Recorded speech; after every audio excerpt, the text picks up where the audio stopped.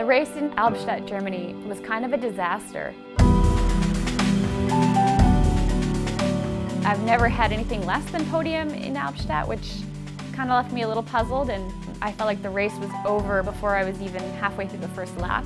I found myself down in 15th place. It was still ridiculously hard, but I was in a place where I wasn't really familiar with and where I wanted to be. And I came across the line and I was baffled. I didn't even know what happened.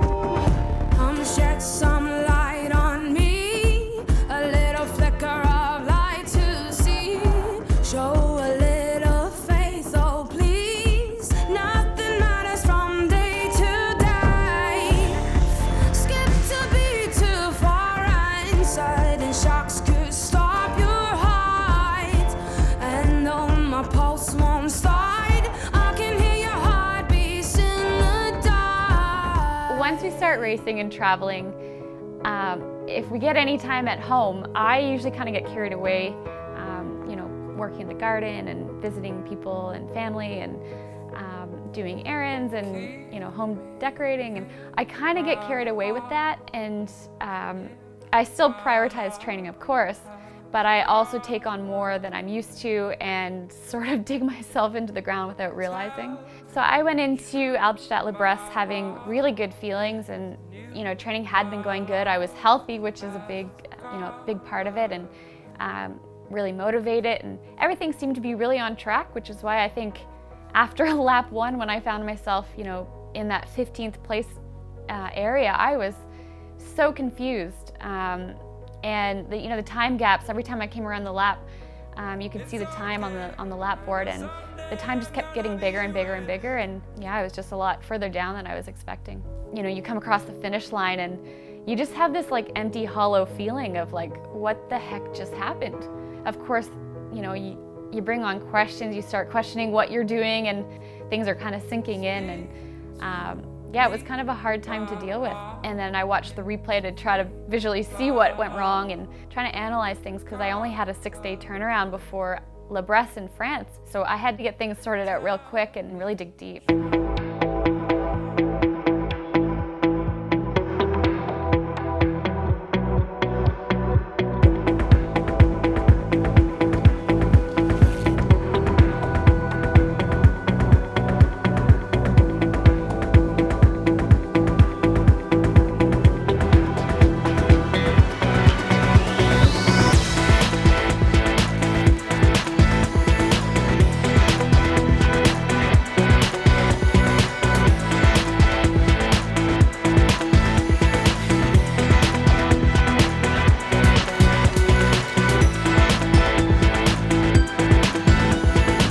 Racing nowadays, I've always had a style that, I ramp into the race as the lap goes on. So I know that's not the way racing is going anymore, and I need to change that pretty drastically and focus mostly on those first 2 laps.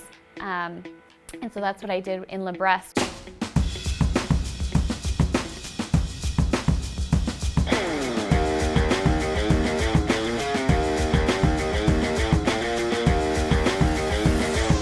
I treated it like it was a 1 or 2 lap race, and was able to be there in those competitive positions right from the start. So I knew the odds were in my favor and I could just ride my own race. And I actually had no thoughts and no sensations, which is a really good feeling to have, and I only can get there a few times a year. But that is a good reminder that what we did differently through the week had worked, and I was able to turn it around.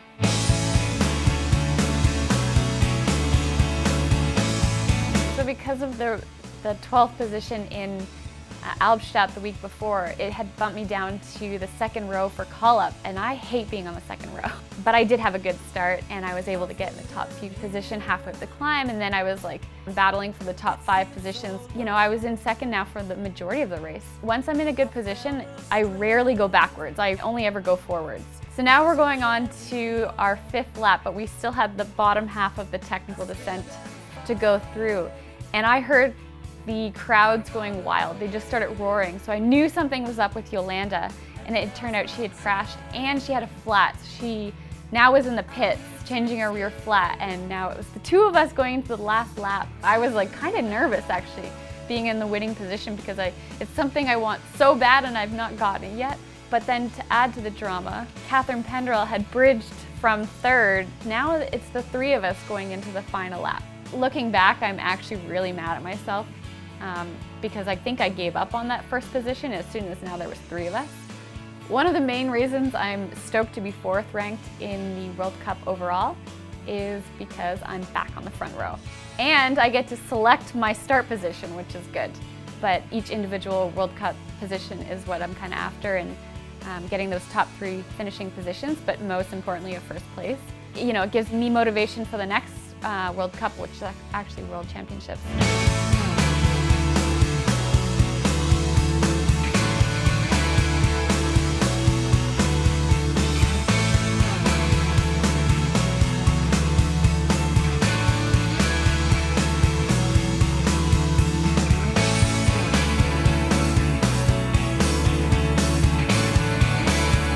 I've read a lot of comments on Ambition videos about why I middle finger brake and the speculations of why I do it. The real reason is because